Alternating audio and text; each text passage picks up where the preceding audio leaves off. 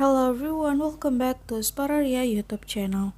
Alright guys, so yeah, in this video I would like to share you a tutorial on how to save contact number to Google account on Samsung Galaxy A36.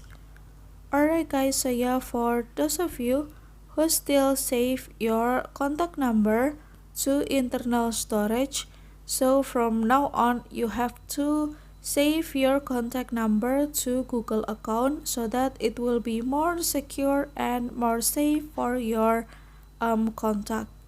And how to save the contact to Google account is very easy. So yeah, without any further ado, now let's get started to the tutorial.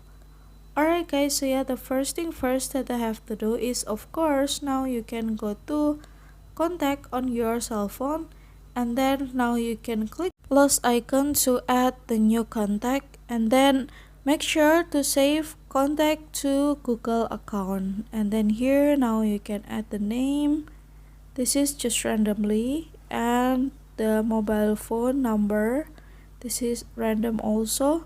And then make sure that this contact will be saved on your Google account, and then you can click save, and this number will save to your Google account. Alright guys, so yeah, here's the tutorial, and then thank you so much for watching guys. Bye bye.